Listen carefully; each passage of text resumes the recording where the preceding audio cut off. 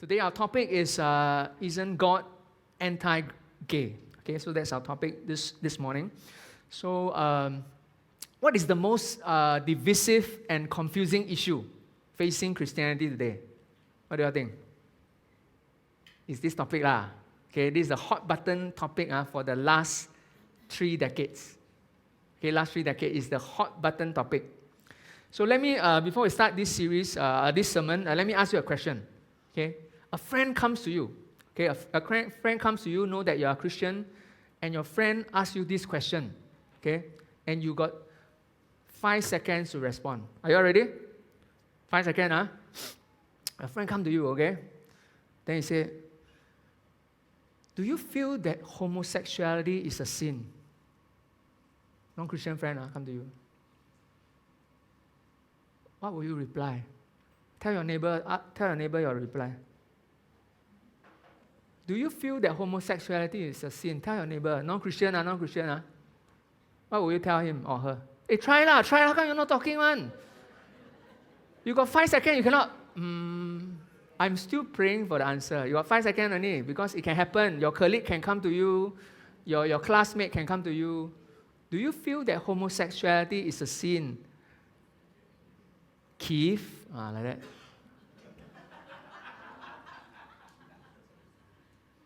And Keith say, wait, let me think.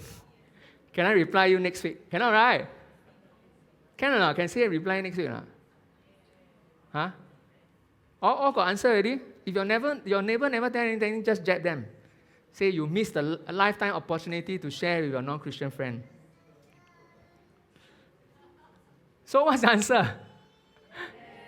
Yes. Okay, who say yes? Oh, I see about 10% of the congregation. Who say no? I see another 10%. Who say yes and no? Okay, who is confused? Raise your hands. Who is confused? Nobody confused. Then you all come and preach. Come. All those never raise hand, come. Okay, so this is a very confusing topic. Okay, very confusing topic. So there is this person, her name is called Lauren Daigle. Lauren Daigle. She's a Christian artist and a 2-time Grammy Award winner. Okay, so she went on this radio talk show, a secular one. And on this show, they actually asked her this same question. Okay, in case you don't know, I let you hear her song. Then you'll know. This very famous song called You Say.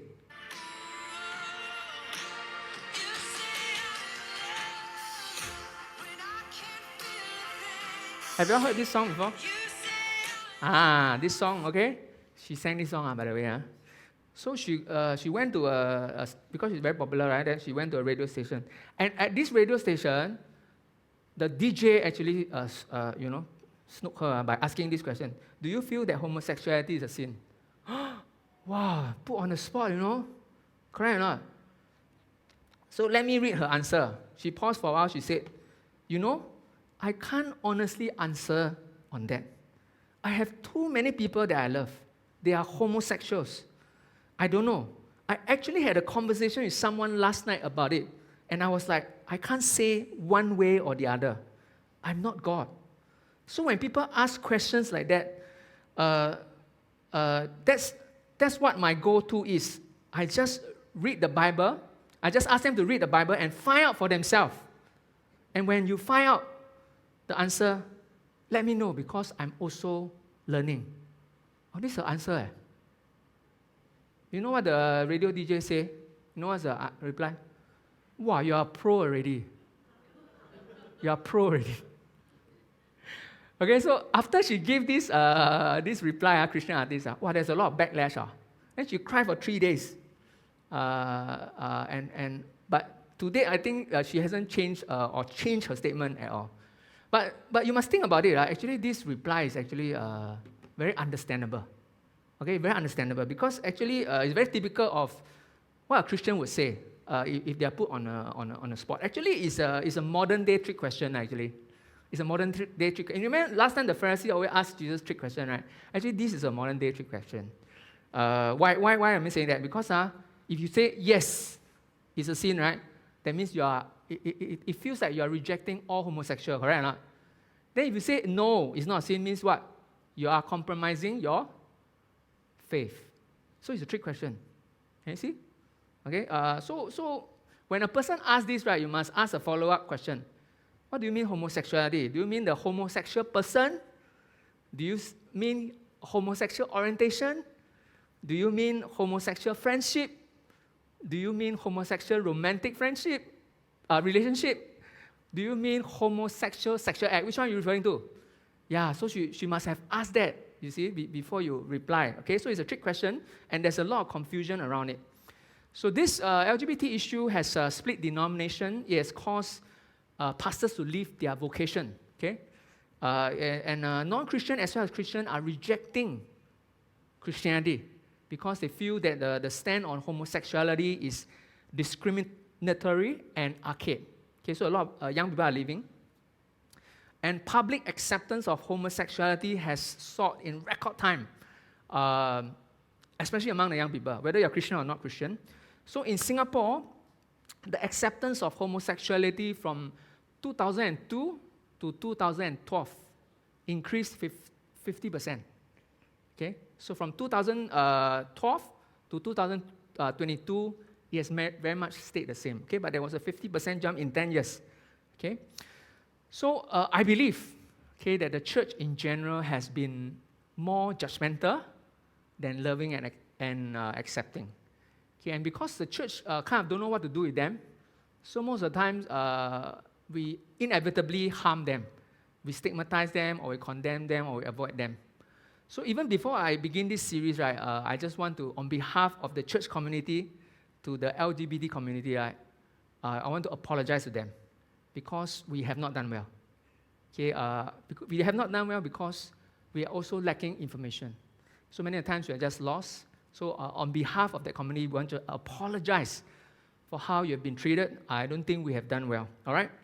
So for myself, when I was a young adult pastor, maybe 10 years back, we have not done well because there was a very good young adult boy from a good Christian family. This boy came out of the closet, and the parents were at a loss. Okay, I only knew later. The parents are at a loss, and actually they engaged a pastor to cast out the demon of homosexuality in the boy. I was like, wow, that's very damaging. Okay, and recently only I've also heard Christian leaders advising a Christian family to ask a homosexual adult child to leave the family because the adult child don't want to leave, still want to remain as a gay. So we have a lot of misinformation. We have a lot of very bad ways of treating homosexual in the church, in the family, because we are at a loss, and it makes them feel unwelcome. It makes them feel condemned. So we apologize on behalf of the Christian community. For me personally, I'm invested in this because during my university day, there was somebody, a Christian brother who served me. He came to me, and then he told me, hey, I'm a homosexual. And he asked me to help him. I was like, I don't really know much about it. But I met him a few times, and then I couldn't do much because I was clueless how to help him. But we stayed in contact.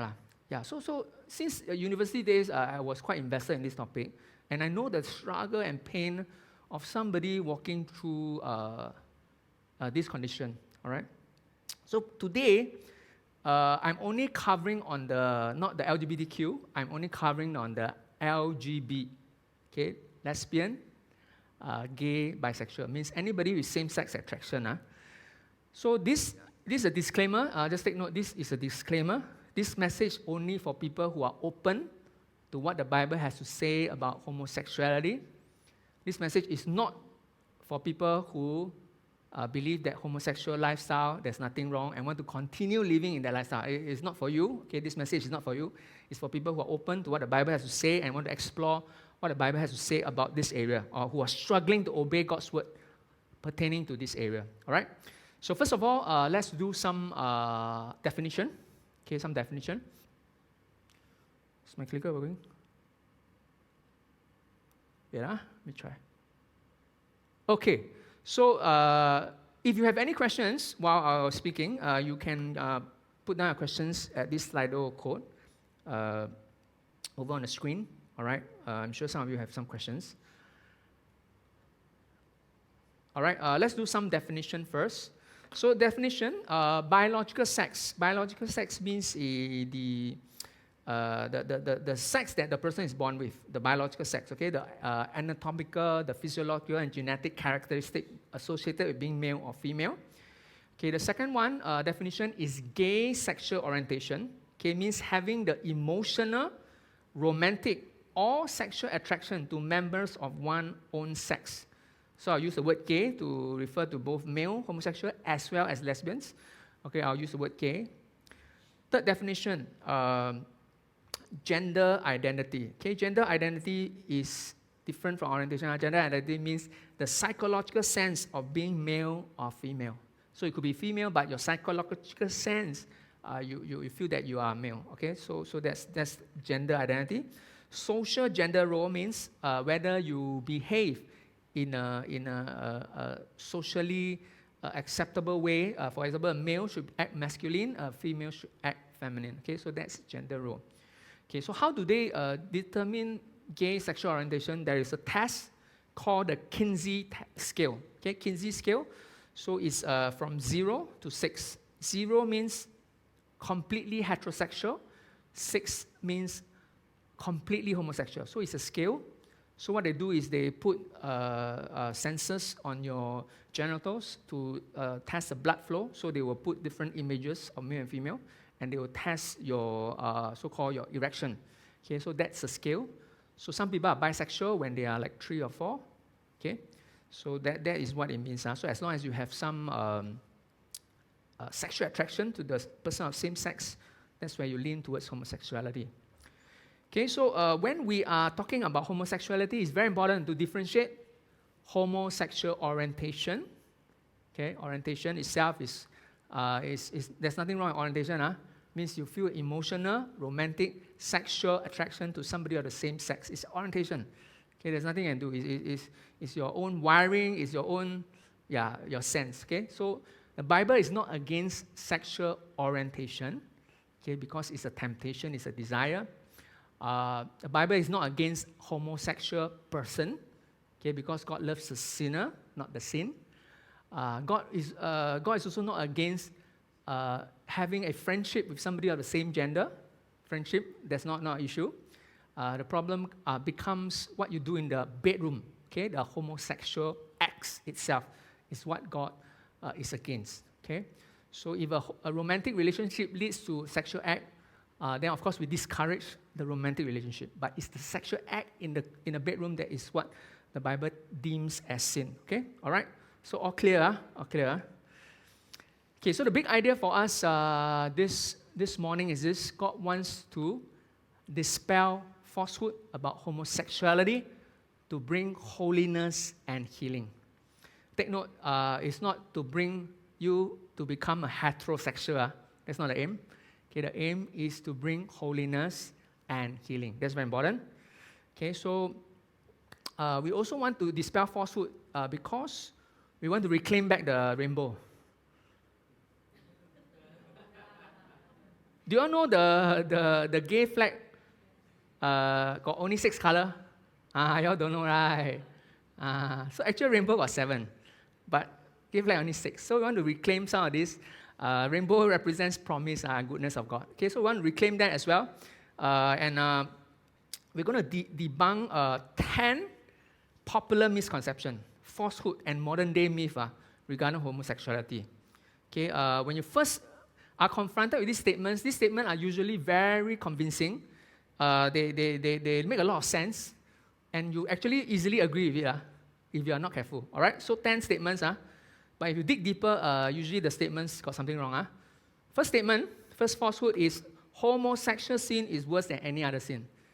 This one is Christian always say one. It's worse. It's worse. Okay. So this one is our fault. This falsehood is spread by the church. Okay.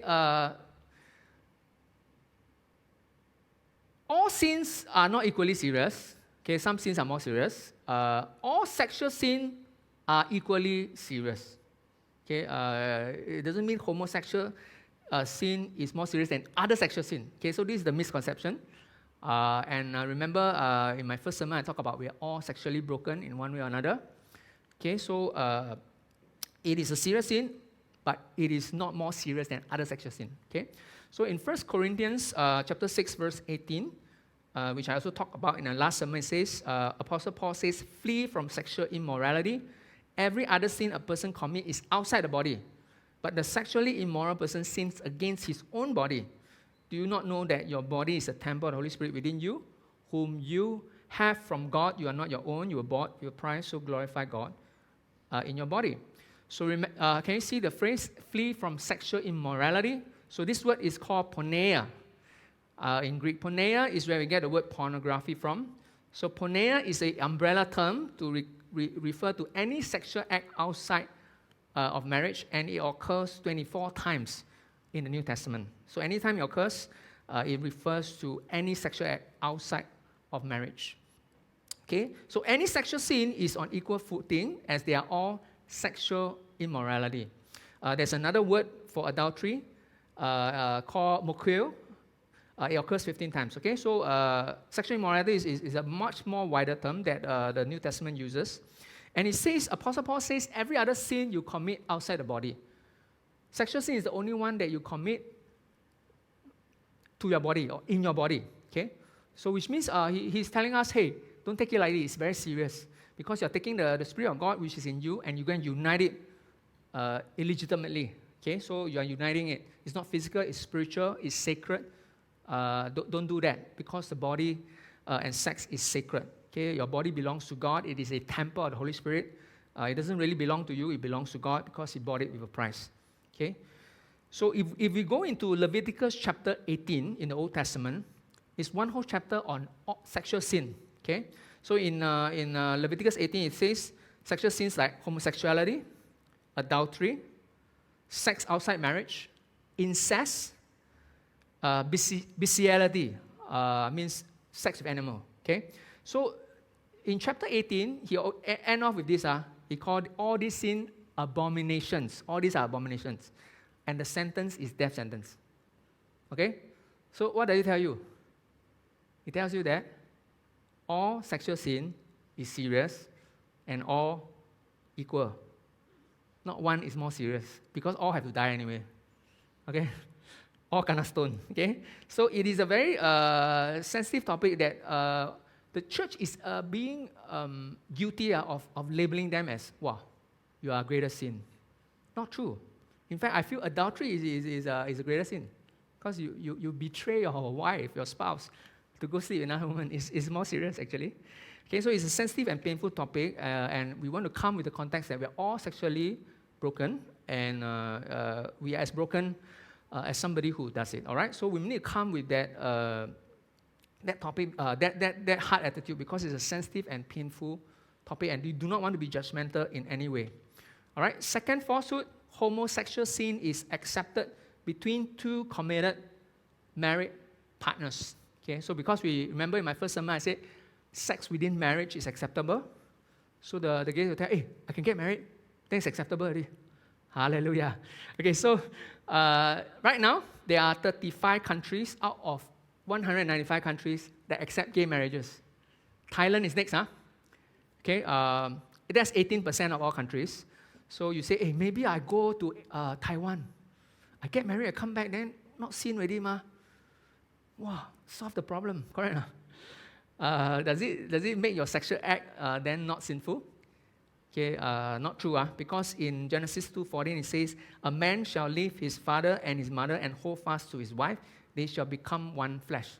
So you need to know that marriage is actually God's idea. It's not man's idea, it's not society's idea. So God, who created humans, created sex, He's the one who has the authority to give it its purpose and its design. Okay, you cannot invent your own definition. If you want to invent, you can. You call it civil union.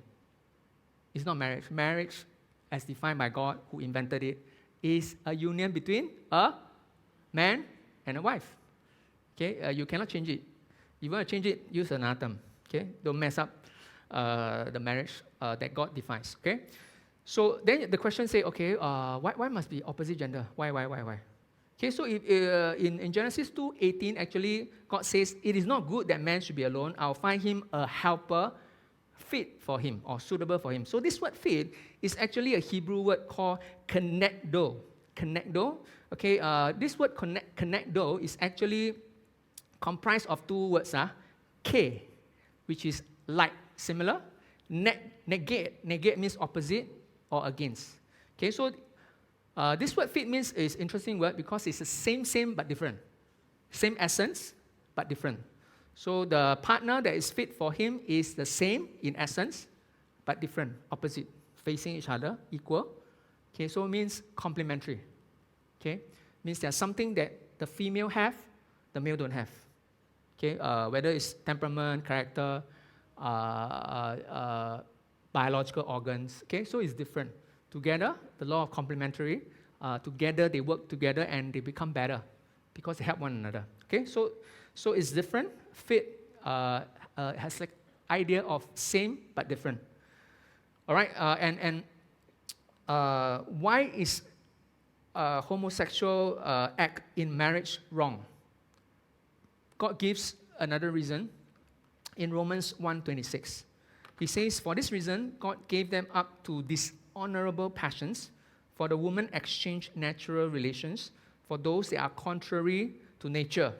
And the man likewise gave up natural relationships with women and were consumed with passion for one another. Man committing shameless acts with man and receiving in themselves the due penalty for their error, since they do not see fit to acknowledge God, God gave them up to a debased mind to do what ought not to be done. Okay? So God called homosexual acts dishonorable, shameful, and unnatural. Why?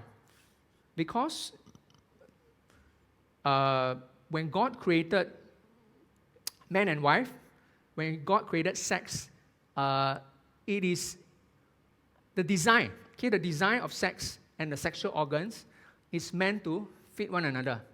Okay, so when you violate this fitting to do something unnatural, it's like a square peg in a round hole. Okay, so the whole context of Romans chapter 1, he says from creation, you're able to see the divine qualities of God. Okay, then he talked about even in the sexual union, it ought to see the qualities of God. But if you mess around with the design of sex between a male and a female, it will cause people not to glorify God because you are messing with the design and the purpose of sex in the first place. It is not natural. Okay, that's why I'm against it. It's not something that I designed. So one example could be, let's say, I send my daughter to overseas study, okay, for 3 years. I give her one lump sum of money. Wow, I save a lot. I give her this money to pay for her school fees, living expenses. Then after 3 years, when she finally come back, then I realized, hey, she used my money to go gallivanting, you know. Wow, hey, how will you feel if you are the parent? You feel very angry, right? Because the purpose of the money is for you to study. You use the money to go gallivanting. In the same way, sex, God designed sex to be between a male and a female. When you violate that and use that for a different purpose, it will make God sad. It will grieve God. All right? And you need to take note that this unnatural thing is it's not just homosexuality. In fact, the whole of Leviticus 18 has to do with when you use sex unnaturally, it is a sin. For example, Leviticus 18 says, if you have adultery, if you have sex outside marriage, if you have incest, if you have bestiality with animals, all these are deviant behavior, sexual behavior. And this deviant sexual behavior is something that I am against. So God is not just against homosexuality, but any deviant sexual acts is prohibited. So remember, in my last sermon, I talked about sex is good, sex is commitment, sex is spiritual or sacred. I talk about sex is a sign towards God, and I talk about sex is redeemable. The next definition from this sermon is sex is natural by design.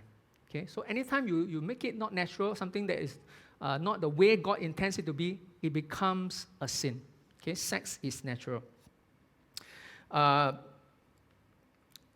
What's the third falsehood? Third falsehood is what consenting adults do sexually in a committed relationship is their own moral right as long as they don't harm others. Very popular. Sounds logical. Everybody would agree, right? No? Hey, why God go and bother what I do in my bedroom? Yeah, very irritating, okay? So, sounds logical, okay? But let's say if I were to ask you this, father and daughter decide to have sexual relationship, is it morally right? Or adult sibling, they agree? How about husband who, after consulting the wife, decide to take the second wife? Can or not? Is it morally wrong? How about two marriage couple decide to swap wife? Can or not? All consenting adults, right? How about if you go to an orgy party and everybody agrees to have sex with one another? Is it morally wrong? Wrong or right? Consenting adults, guys. How dare you say it's wrong? All right. Or consenting adults decide to make drugs or take drugs together. Does it make it wrong? Wrong, right? Okay, so it is their individual right, okay, to do it. We don't legislate that. It's their individual right. But it is not a moral right. Okay, very clear it's not a moral right. What's a moral right? Moral right means it's not decided by individuals, moral right. It's not decided even by societal norms. Wow, 55% think gay marriage is okay, so we should have gay marriage is correct, is morally right. No. So morally right means it's something that can only be decided by the moral lawmaker, which is God the Creator. And moral law doesn't change. It should be universal, applies to everyone. It should be timeless. Because if you keep changing, it's not moral law. It is called a democratic process. Okay? So God says it's wrong. It's not we say. God says it's wrong. It's wrong. Okay, it's not because we say it's wrong. In fact, the Bible has an example of this happening about two consenting adults. Do you all know? You all didn't know, right? Two consenting adults. Okay, in 1 Corinthians chapter 5, verse 1, it says, it's actually reported that there is sexual immorality among you, and of a kind that is not even tolerated by the pagans. For a man has his father's wife in the church, okay? And you are arrogant, ought you not rather to mourn? Let him who has done this be removed from among you. Okay? So this is not new. In the Corinthian church, it's also like that. So there's this a man, okay, with the father's wife. Some say it's a stepmom, okay? So they were having a relationship, open relationship, everybody knows, but nobody's doing anything. They are allowed to come with the fellowship of the people. And what does Paul say? You need to excommunicate them. Why? Oh, very harsh, Paul, very harsh. No, because what they are doing is an open sin, a serious open sin, and if they are allowed to continue, even though they are unrepentant, they don't want to change, they don't think that anything is wrong, means the church is endorsing their sin. So if you're endorsing a sin, then next time got more people do it, Oh, you never remove him, I can, Okay, so it's like having a pedophile in the church who is not repentant, and you still allow him to be in the church or even be in the children's ministry. No. Or you have a thief confronted with stealing and don't think it's wrong. And you allow him to still walk around among your bags, better keep, okay? Now got CCTV, don't worry. All right, so what is the fourth falsehood? Okay, fourth falsehood. It's not fair that homosexuals are not given a chance to love and have a monogamous relationship. So they use this phrase, love is love. Right to love. Have you heard? Oh, sounds very right, Like, hey, we're stopping them to love, How can you? Church, you cannot stop them to love. You're very evil. Okay, sounds right. Okay? Then my question is it fair for singles who cannot find a spouse to remain single all their life? Is it fair? Is it fair? Fair or not? Fair or not? Not fair lah. Is it fair that widows who lose their spouse stay single all their life? Is it fair or not? Not fair lah. Is it fair that, my marriage not very happy and I must live with my wife and cannot find another woman? Is it fair or not? Is it fair or not? You must say fair, okay. Okay, how about those, is it fair or not? I get married but I cannot have children. Is it fair or not? Fair or not? Huh? Is it fair or not? No, it's not about fair or not fair. It's about, as believers, we are called to deny ourselves, obey God, and not our own sinful desires. That's all. Okay? It doesn't mean, I feel like it, I must go and do it. No. We all have restrictions. We all have things that we cannot do because God says it's wrong. Okay? It's the same. Okay? Whether you are married, not married, single, or there are things that we cannot do, and this is called self-control. It's called obedience to God. Okay? That's what Christianity is all about. And when God says it is not good for man to be alone, He's not saying everybody must have a spouse. Okay? He's saying that everybody needs human relationship. Okay? We are not stopping you to love, please. They are free to find friends. They should surround themselves with human relationship. Even same gender friends, they should have that.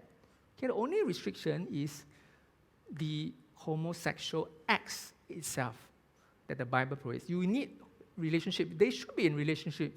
And we should surround them with human relationship as a church as well to provide them that fellowship and that companionship. So we are not restricting them to love. Please, we are not.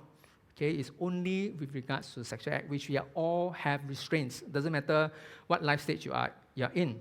Okay, and if you truly love them, the homosexual, if you talk about love, we need to tell them about the dangers of living a homosexual lifestyle, isn't it? If you really love them, you should tell them that, hey, there are some things you need to think about. There are trade-offs. There are health risks. Do they ever tell them? If you really love them, will you tell them? Of course, you will tell them. And the statistics on the gay population is actually 1 to 3% of the population are gays.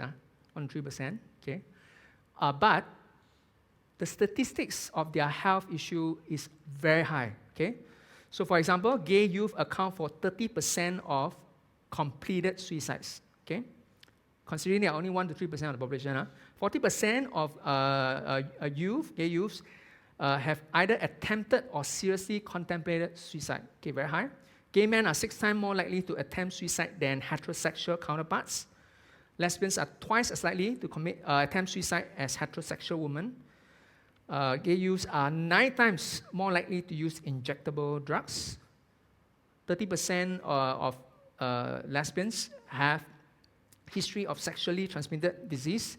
40% have cervical okay, I shall not pronounce that word. 54% of all AIDS cases in the United States are among homosexual men. Okay, 90% of men with HIV have sexually transmitted disease, HPV, and 37% of all anal cancer comes from homosexual or bisexual men. All right? So this, there are risks involved, okay, and not just affecting them, but affecting the people around them. Okay, so if we really love them, we should let them know all these facts and help them to make an informed decision. Right? The fifth falsehood is this: gays are born with a gay gene, so they should not be judged since God made them that way. Lady Gaga, born this way, right? Okay, very popular, gay gene. Okay, and then somebody said, love the sinner, hate the sin. Sounds really high-minded until you realize the only sin that they have committed is that they are born different. Okay? Have you heard about the gay gene? Have, right? Okay, and there's a lot of studies that is being done, okay, in the past, okay, with very small sample size and not very concrete evidence and data. But there is a latest study, okay, where it involves 500,000 people, okay, from the United States, the United Kingdom, and Sweden, okay, using genetics, DNA genetics, in 2019, okay, and they found that there is no such thing as a gay gene, okay, no such thing as a gay gene. In fact, the study shows that genes play a small and limited role in determining sexuality. Genetic heritability, or the information stored in our genes passed between generations, can only explain 8 to 25% of why people have same-sex relationship, according to the study's results. So sexuality cannot be pinned down by biology, psychology, or life experiences. These studies and others show because human sexual attraction is decided by all these factors. Okay? Even when you have a studying of twins, okay, in the studies, they only found less than 15%. So one twin is a gay, only 15% of the time the other twin is a gay. Okay, it's not 100%. So there is no evidence that it is genetic. Okay, purely genetic is not. Okay, and if homosexuality was really genetic, by evolutionary theory, it would have died out. Okay, because they can't pass on their genes in that sense. And some argument will say, even if it's not genetic, I didn't choose to be a homosexual. Okay, it's true. Most homosexuals do not choose to be a homosexual. It could be a series of small decisions that lead to them becoming very concretizing this orientation. Okay, most of them didn't choose. Okay, to have this attraction. So even if there's a science that proves that, one day even if they found a gene, okay, let's say they don't have a choice, they found a gene. Even if that day happens, okay, does it mean that you have to indulge in it? Does it mean?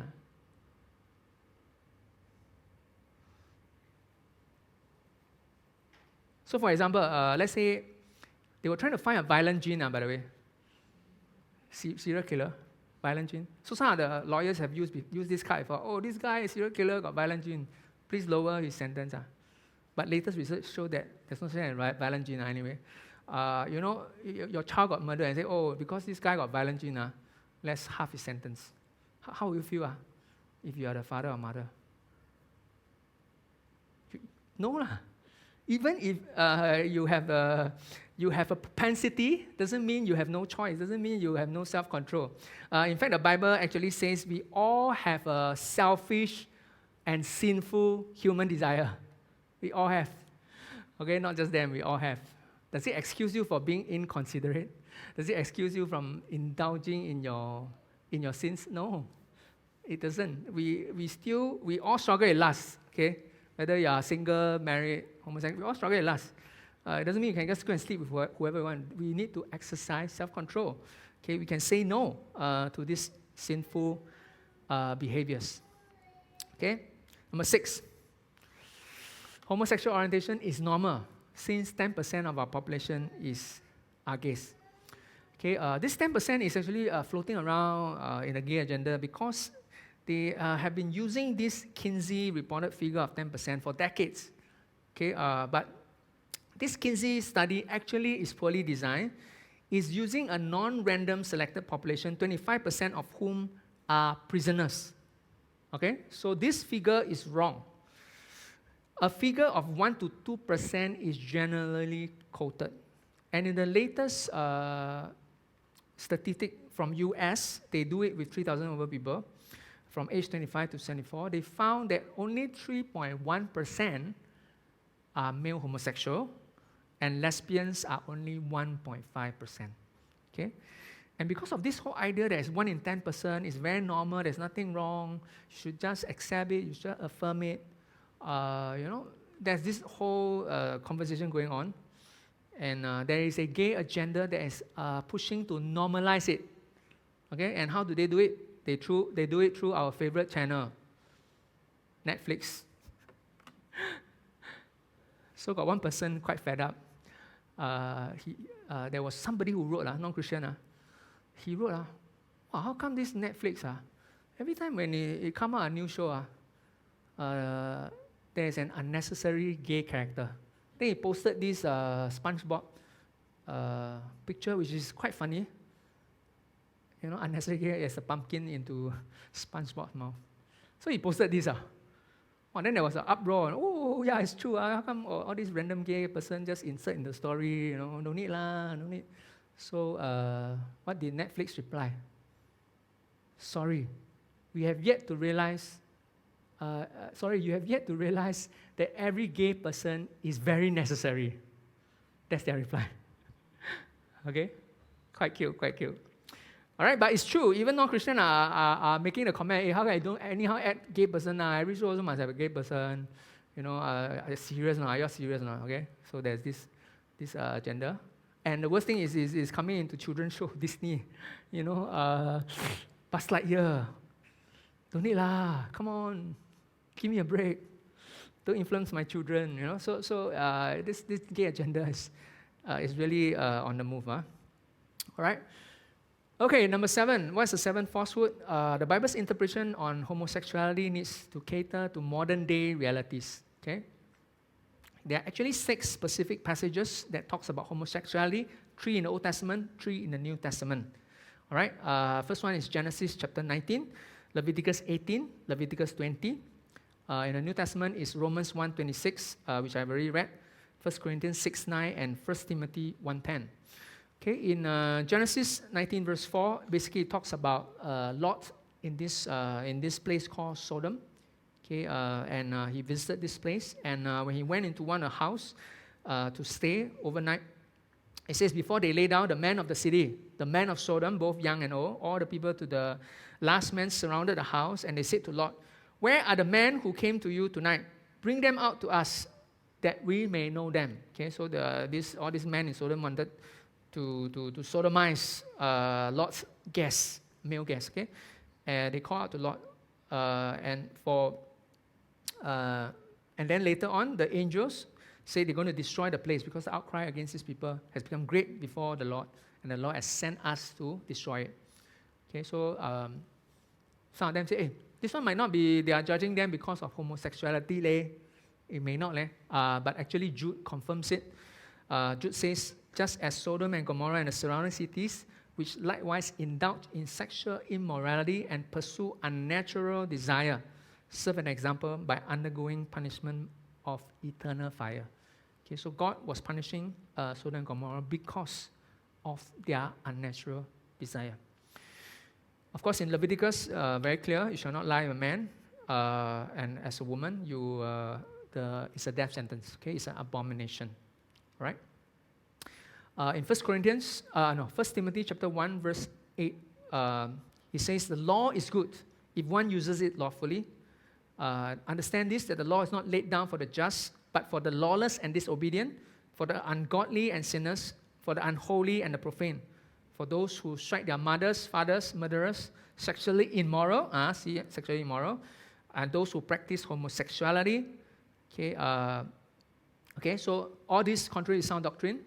So all these are considered, the law itself will point out that this is sinful. So some people say Old Testament law is no longer binding. No, it's reinforced in the New Testament. Okay, the law is good to point out objectively against what is sin and what is not sin. Okay, these views have been greatly challenged by this man. His name is called Matthew Vines. Okay, Matthew Vines. I'm not sure whether I heard him. So he wrote a book called The God and the Gay Christian. Okay, God and the Gay Christian, the biblical case in support of same-sex relationship. Okay, so he challenged all the 6 primary verses. Okay, and he says this: while its 6 references to same-sex behavior are negative, the concept of same-sex behavior in the Bible is sexual excess, not sexual orientation. Okay, we already read, it's not because they were doing, they were doing it too much. Okay, it's not because of that, but because of the design. Okay, he's saying, because actually the people were actually heterosexual, but because they have so much sexual lust, they begin to experiment with homosexual. That's what the excess. Okay, that's why it's wrong. No, it doesn't say that in the text. Okay, then he says same-sex marriage wasn't on the radar screen in the biblical world. So it's not surprising that neither Jesus nor the biblical writers address it. Okay? So once again, it is not about gay marriages. Okay? It is about the gay sexual act. So whether marriage or not marriage, it is not applicable. It is not relevant to the argument. And lastly, he says, by branding same-sex orientation as broken, we are wrongly rejecting a good part of God's creation, and with awful consequences, we are tarnishing the image of God. Wow, very strong words, huh? They are made by God. Okay, we already say gays are not made by God, huh? There's no gay gene, huh? Okay, they're not made by God. And what is really tarnishing the image of God is when we use sex in the wrong way, not what it was intended to be. Okay, that's what really tarnishes the image of God. Okay, so but it's very convincing. A lot of people are bought into the argument. Okay, and so we have to be careful, all right? It's floating out there in the internet. Okay, what's the eighth falsehood? The eighth falsehood is we should stop the Bible's teaching on homosexuality as it is causing discrimination, stigmatization, harm, and even suicide to homosexuals. Okay, so as Christians, we should not discriminate, we should not stigmatize anybody. Okay, we should accept the person, but not the sin. Okay, sounds very convincing. Okay, but let me give you an example. So let's say you are an employer. One day you caught an employee cheating. Okay, $1 million cheating, okay? Then you think to yourself, wow, should I report this guy? He got 3 children. Okay, he got a family.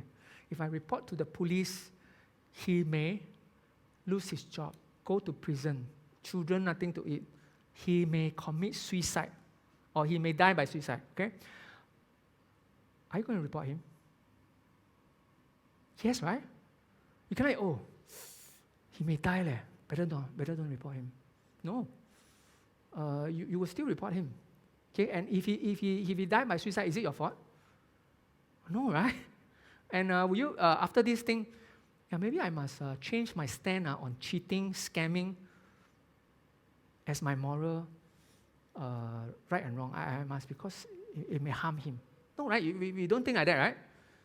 If it's wrong, it's wrong. And if the person chooses to die because of something correct, that is really the person's fault. It's almost like saying Judas Iscariot, he died by suicide. It's Jesus' fault. No lah, cannot be. Okay, he chose to die because of the truth. Okay, so we are not the person who judge. It is God who says it's wrong. That's why we are saying it's wrong. Whenever you side with the homosexual, because there's a lot of homosexual in your life, you love them, they are your friends, how can you say it's wrong? Do you know what we are doing? We are valuing God's creation above the Creator. We are saying creation is more important than Creator. It cannot be. That is idolatry. That's what Romans 1 is talking about. That's idolatry. How can you put the creation above the Creator? It's idolatry. Very, very serious. Okay, the ninth falsehood. Sexuality is synonymous with identity. Rejecting their sexual orientation means rejecting the person. It is like rejecting an interracial couple. Wow. Very serious, this one. Do you want to be called a bigot, homophobic, racist? Wow. Nobody wants to be called that. So you say, okay. You're correct. Don't go there, It's touchy. But it's not true. If you look deeper at the argument, race is just a difference in color. Okay? In your skin color. But SSA, same-sex marriage, it has to do with different biologically. Okay? That's what we are against. The sexual act, not even the person or the couple, we are not against that. It's against the sexual act. So we have to be careful that we are not buying into this argument. It's almost like saying lying is wrong. Okay, I reject lying. And because I reject lying, I'm rejecting all liars. No, right? Even my children lie. Does it mean next day I reject them? No. Okay, so rejecting lying doesn't mean I reject the liar. No, no, no. Okay, I have lied before, and does it make, do I go around and saying, oh, hi, my name is Alvin, I'm a liar?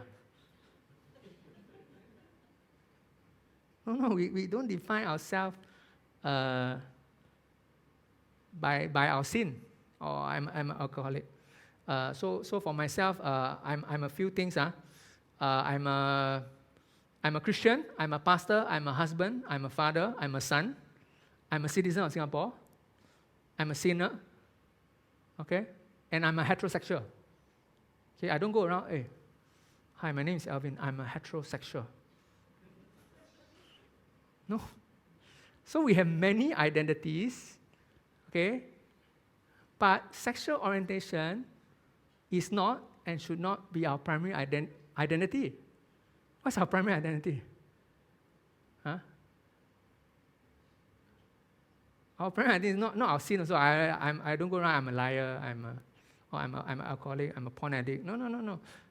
Our primary identity is what according to the Bible? Huh? Don't know. Oh, you all like don't know. Jialat. Must go for discipleship class. Our primary identity, according to the Bible, is we are children of God. Okay? That's our primary identity. It is a gift that God has given us. Okay? My primary identity is not a pastor. I can lose my job next week. Okay? But my primary identity, which the world cannot take away from me, that nothing can take away from me, is I'm a beloved child of God, and it's a gift that God has given to me. So that's my primary identity. Okay? So rejecting your sin, your act, doesn't mean I'm rejecting you as a person. This is not your core identity. Okay, so you must differentiate that. Okay, the last falsehood is quite strong. Okay, it says this: homosexual orientation is unchangeable, and we should all affirm it without trying to change it, as it will cause harm if we do. Have you heard of this? Okay, remember the big idea? Remember the big idea? Is to dispel falsehood and help somebody to move towards holiness and healing. Okay? So the agenda is not making them from homosexual to heterosexual. That's not the primary goal. Okay? That's not the primary goal. Okay? That should not be our primary goal. Okay? Whether they do or they do not, that is beside the question. Okay? So a lot of times the gay agenda will tell you about this term called conversion therapy, okay, or reparative therapy. Okay, so conversion therapy, reparative therapy have a very bad name because in the past there were a lot of practices that were not very right in trying to force somebody from homosexual to heterosexual. Okay, their techniques, whatever they do, questionable. Okay, so in general, there's this person called from the Exodus ministry. He stepped down, so he said, "Oh, it proves that it doesn't work." Okay, so there was a worldwide condemnation to say that you should never try to change someone's sexual orientation because it's ineffective, it is harmful. And they even went to the point to say, we must now all affirm it. If somebody comes to you and say, I'm a homosexual, I need help, you shouldn't help them. You should say, it's okay to be a homosexual. Well, I affirm your choice to be homosexual. Okay? And some countries, 16 countries, have banned conversion therapy in any form. Means even if the person comes to you, hey, pastor, help me in my homosexual orientation. If I help him, I go to jail. Okay? Is that serious? Okay? In US, 20 states ban it for minors. Okay, but there are 16 countries, including Canada, Germany, Brazil, they ban it. Okay, because of all this gay agenda where it says not changeable, you must affirm it. It's wrong to try and change it. If you try and change it, means you say something is wrong with them. It's harmful for them. Okay, so they ban it altogether. So, but the key word is what? The key word is autonomy. Okay, they fight so hard for autonomy. If this person don't want to change, you force him to change, of course it's wrong. If somebody don't want to change their orientation, you should never force them. You should never. We are against that. But if somebody wants to talk about their sexual orientation and looking for help in this area, what are they telling them? You cannot also. Double standard. This person want to change, want to do something about it. Also wrong. Go to jail. Very serious. Okay, so there's double standard. Okay, that's what the gay agenda is trying to do. You cannot do that. All right. So let's look at some facts, some statistics that tells us that the best established facts in relation to homosexuality actually point to developmental, psychological, not genetic or physiological. Means the nurture part actually plays a big part in why somebody becomes homosexual. Not the nature part, the nurture part. Actually, research tells us that. But nobody will share that with you because they will hide that, hidden. Okay, according to this Dr. Gerald, he did studies, research, and he found that there are 3 predisposition factors. I mean, they are not causes. Means with these 3, if it's the likelihood becomes higher. First is what we call gender non-conformity. Means somebody who a male behaving effeminate or a female behaving tomboyish, and together there's this what I call same-sex peer isolation. Means when they're growing up, the people of the same gender isolate them. Okay, so they don't get to bond with people of the same sex, so they are maybe better with the opposite gender. Okay, so they are missing this same gender bonding. Okay, because of their teenagers as they were growing up. Okay, when they were children. Second factor that have research finding is the imbalance of parent-child interaction. So, for example, as a guy, I need male models, male bonding, male figure. So, if the father is absent in my life, or the father is abusive, okay, or there's some sexual abuse that happens, I'm missing that male bonding. Plus, if my mother is a very overly protective, overly nurturing aspect of my life, then I tend to stick with my mother. But I'm missing the male bonding side.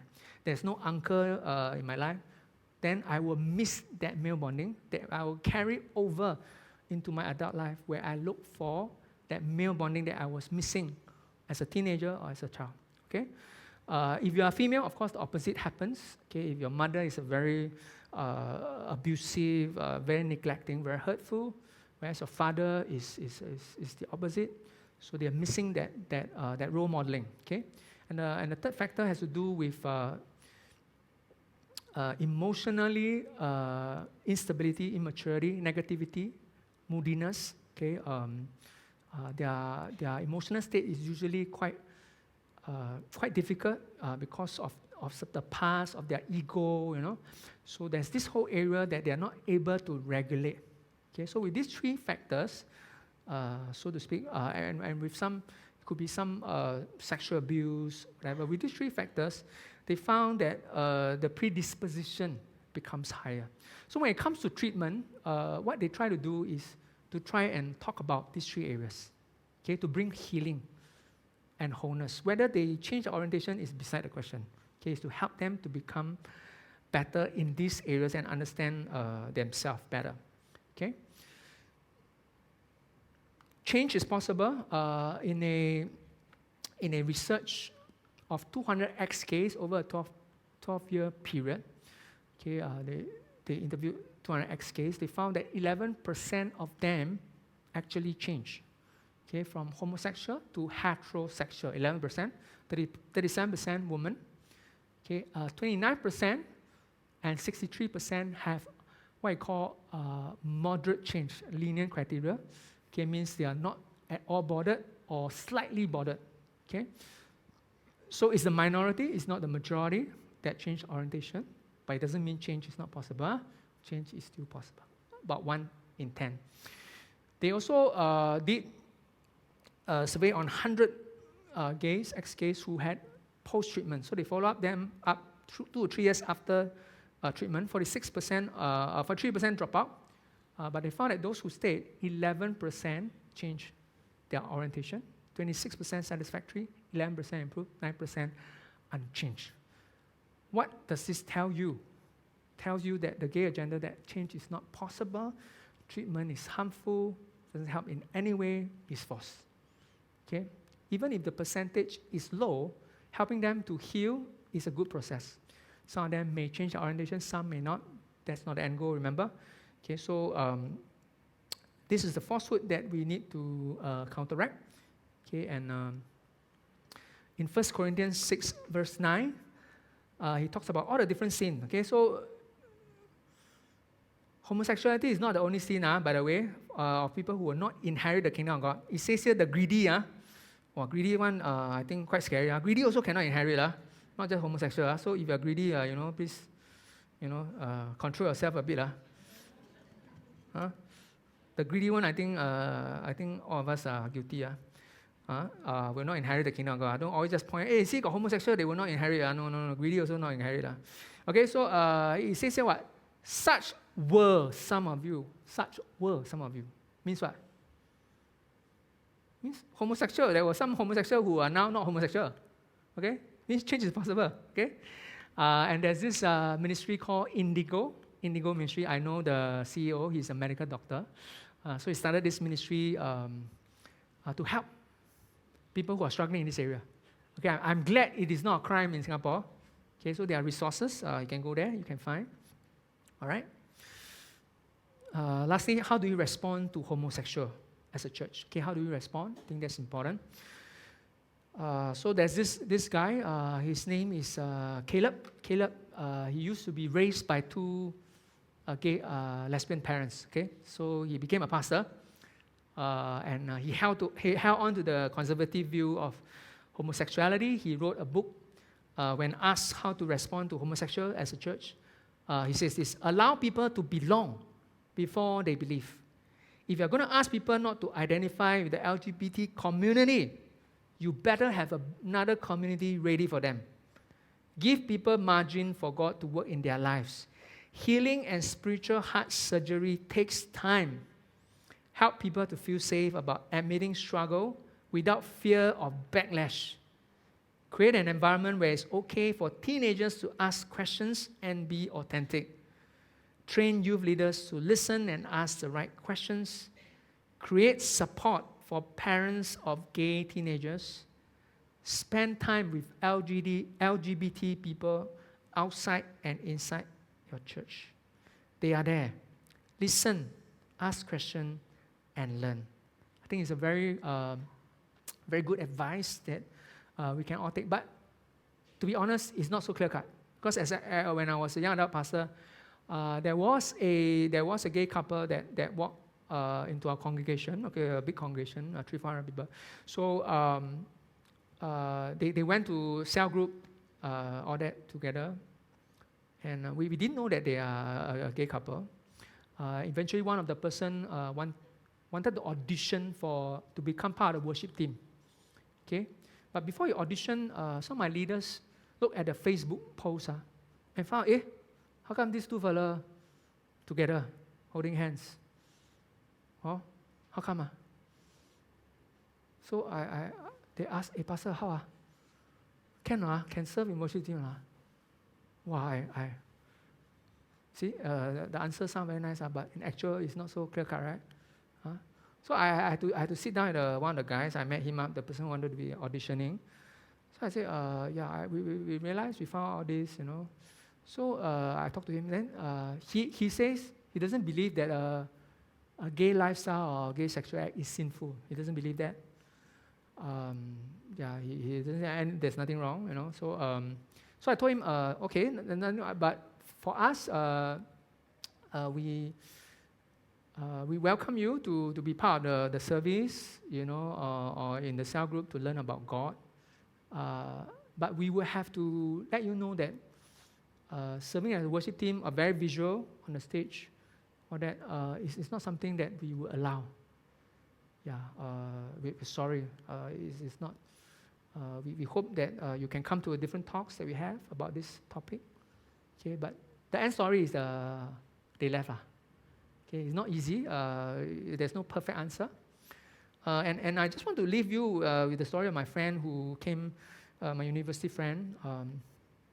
So my university friend, of course, he's a Christian, and he tried to have some homosexual relationship, but at one point, for a while, he tried it out, but then he decided to be a celibate. Okay, so he continued to serve in the church actively. So we thought, okay, this guy is just a celibate, because we meet up every year, and one of the days he told us, he has a girlfriend when he's in his 30s. Oh, his girlfriend. Oh, so happy for you. You have a girlfriend. Oh. Then in his 40s, same age, in his 40s, he got married. Oh, we're so happy for him. We attended his wedding. Then recently, he had a child. It's like, wow. We don't know what happened, but we're so happy for him. He's doing well. He's loving his wife. What happened along the way? I don't know. And I also have homosexual friends who remain with their orientation. So the key is change is possible. But the focus is not the whole heterosexual change. As long as you stay on the path of holiness and healing, I think that's what's important. Orientation change is a bonus, is a byproduct. If it happens, it happens. If it doesn't happen, it's okay. So that's my encouragement. Let's pray as we close this service, and just commit the people that you know in your life who are struggling in this area. I'm sure you have friends. I'm sure you have loved ones whom you have hurt, families. Just pray for them. Just commit them into God's hand, because it's a painful process, difficult journey.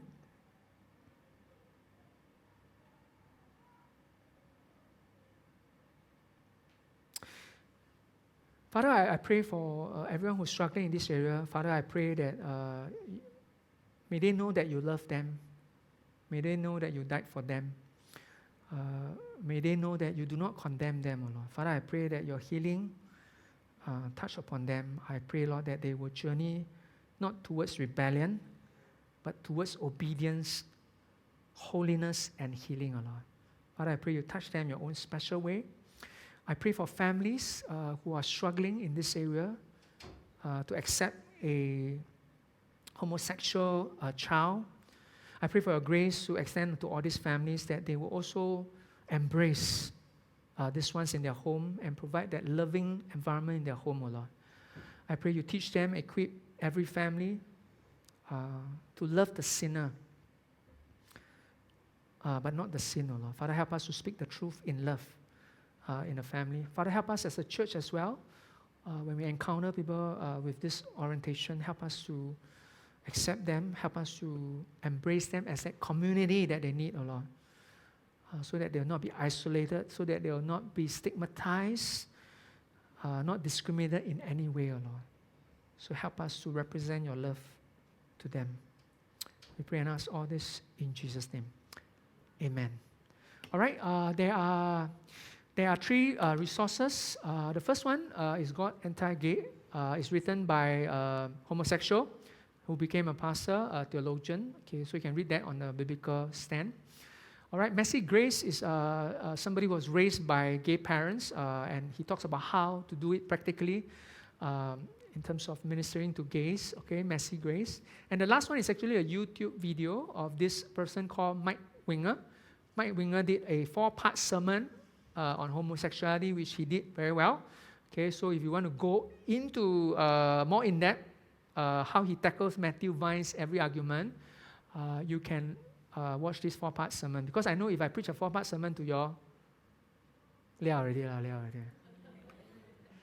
will not come to church already.